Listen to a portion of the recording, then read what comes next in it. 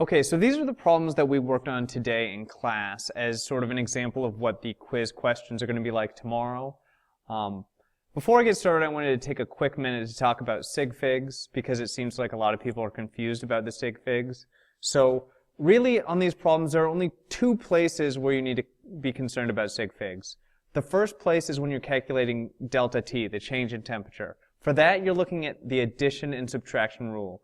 So when we're doing delta T, we look at the decimal places, meaning there's hundreds place, tens place, ones place, tenths, hundredths, thousandths, okay? And we're seeing what decimal place the different temperatures go out to. Whichever one of those is the least precise, that's where our delta T goes out to. So that's the first place that we deal with sig figs. The second place that we deal with sig figs is when we're doing the calculation at the end. Where we're doing multiplication and division. For that, we're doing the multiplication and division sig fig rules, so we're counting sig figs. So if you had like 2 sig figs and 5 sig figs and 3 sig figs, you go with the least number, all right? So 2 sig figs in the end. So try and keep in mind as we're going through these, the difference between the addition-subtraction rule, which comes into play with the delta T, and the multiplication-division rule, which you're going to apply at the end of the problem. Okay, so here's the first one. This is asking here first, just read through the question, try and get an idea of what it's asking.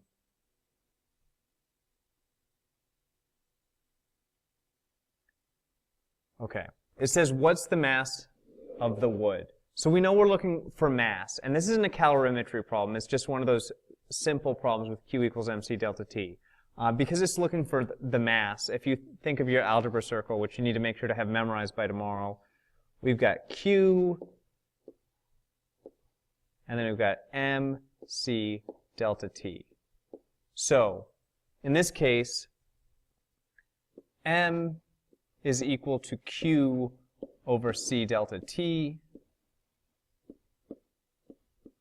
Okay, Q is given to us 455 joules. C for wood, we have to look that up. It's 1.800. That's from your table of specific heats. And then the change in temperature. Now this is one of those places I told you you have to look into the sig figs. So we have two temperatures here. We have a final temperature and an initial temperature. The final temperature is 105. This is given to the ones place. Okay. The initial temperature is 25.1. That's given to the tenths place. We go to the least precise of those. So our answer in the end needs to be rounded to the ones place. So what we do here, if you look at that, it would round to 80. But as it's written here now, it looks like it's rounded to the nearest 10. We need it to look like it's rounded to the nearest 1. So we put a decimal point here, point, to say it's to the ones place, that we know that that 0 there is a 0, and that we're not talking about 81, and we're not talking about 79, but specifically 80. Okay, so we say 80 point. All right. Then we go on, and you just go ahead and do this calculation. We've got 3 sig figs on the top, 4 sig figs, 2 sig figs, and so our answer should have 2 sig figs. If you put that in your calculator, you should get something like 3.1597. All right, but we need to run this to 2 sig figs, so it's going to be 3.2 grams. All right, looking through our answers, that looks like it's D. Okay, so that's that, and we're going to move on to the next one. Here it says a lead bar is dropped into a calorimeter containing 50.0 grams of water. The lead begins at 130 degrees Celsius. The water begins at 21.5 degrees Celsius. The final temperature of both is 27.0. Use the specific heats from your table to determine what mass of lead was used.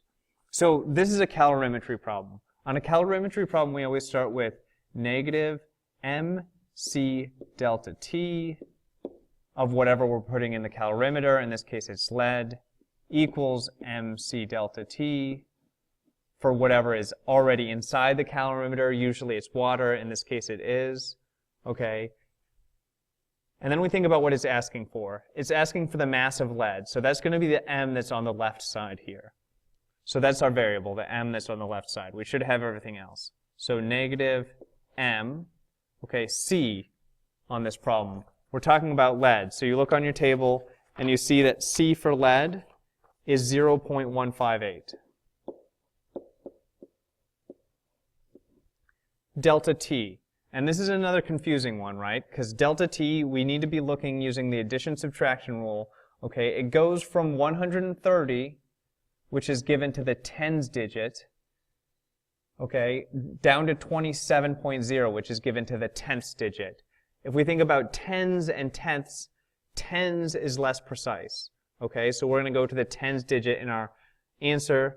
It rounds to 100 when you round to the nearest 10. But in order to say, and actually it's a negative 100, right, because the temperature is going down. But to say that we know this out to the tens place and not the hundreds place as it looks right now, what we do is we put a little bar over the first two digits there, saying we know that that first zero is significant because we know this out to the tens place. We know that it's not 90. We know that it's not 110. It is 100. Okay? Next one, M of the water. That's 50.0 grams.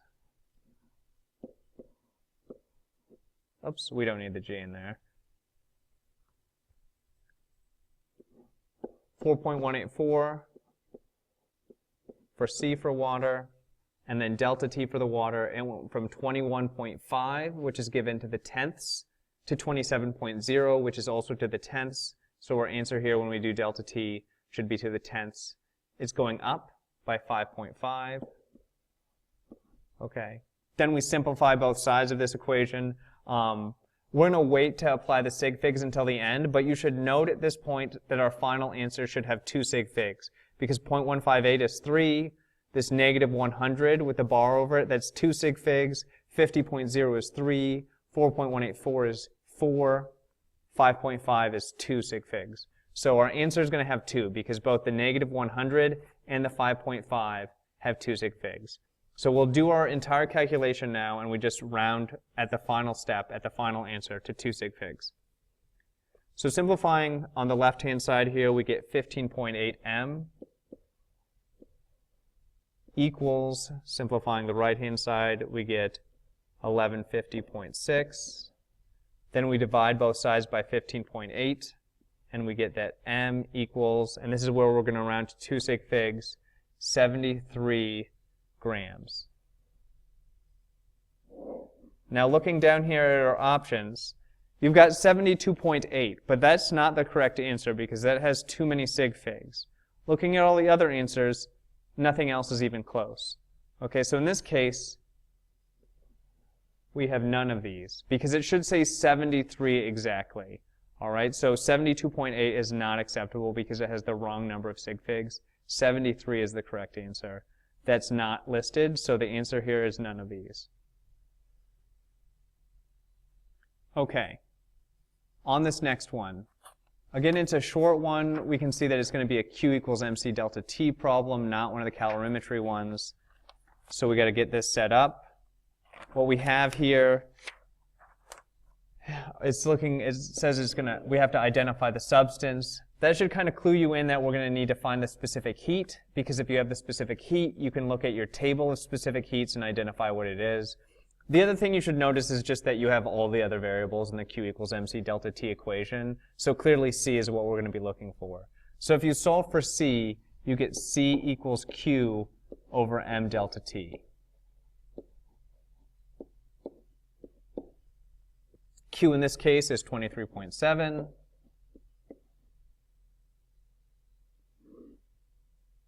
M is 50.0. Okay, and then delta T, this is given to the hundredths place. 0.00 is given to the hundredths place, so our answer should go to the hundredths. It's 2.00. All right, it looks like here we have 3 sig figs divided by 3 sig figs times 3 sig figs. We get, 0.237, okay, joules per gram degree Celsius for our specific heat. And then if you look at your at your table of specific heats, you'll see that 0.237 is silver.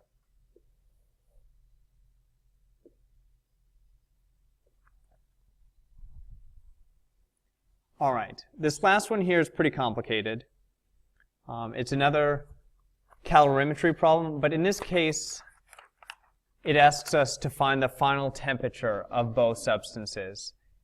If that's the case, we know that we're going to have to take advantage of this equation that says delta T is the definition of delta T equals final temperature minus initial temperature. And we're going to do that for both of them. So you start off with negative MC delta T for the substance you're putting in there equals MC delta T for the liquid that's in the calorimeter already, which is water again in this case. So we have negative M is 40 for the piece of iron, 40.0. C for the iron is this is copper, not iron. 0.385.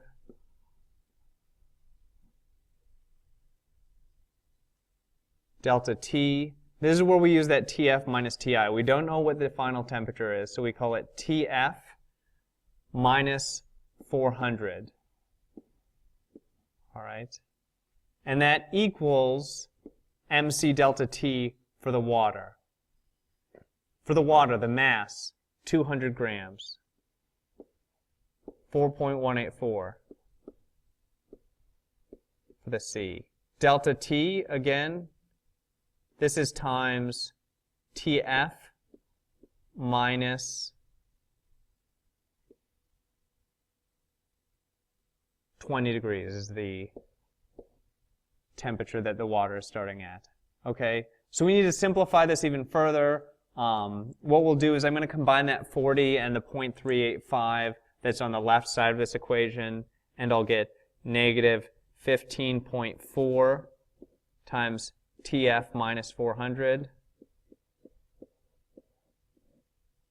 equals 836.8 times TF minus 20.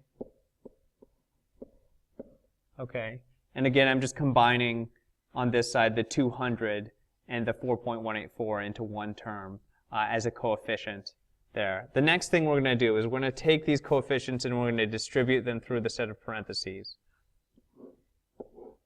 So what I get here, negative 15.4 TF minus, and then we're going to do, actually it ends up being a plus, right? Because it's negative 15.4 times negative 400. I get plus 6,160 equals 836.8 TF. Okay, and then 836.8 times 20, negative 20 here, so it's a minus 16,736. Simplify this one more step by bringing all the TF terms to both sides, in essence adding 15.4 TF to both sides and adding 16,736 to both sides. We get 22,896 equals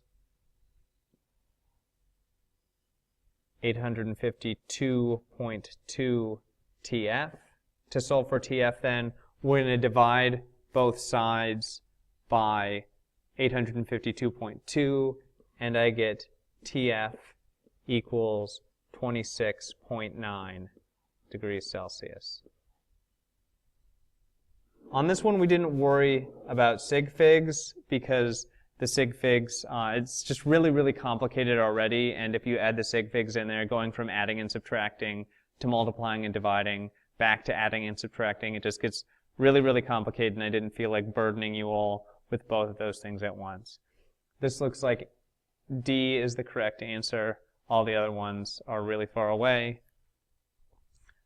All right, so for tonight, I encourage you to look through these, look through some of the other keys and stuff like that. If you have any questions, come talk to me in the morning before school or during a lunch. But let me know that you're coming so that I can plan in my schedule. The other thing is just like really look through these, make sure you're understanding. And look through the notes. Look through the calorimetry notes. Look through the notes on just the basic thermodynamics energy notes, because there's going to be 5 multiple choice questions that come from those, and then there are going to be these problems, okay? So, and then, of course, look back at the throwback stuff as well.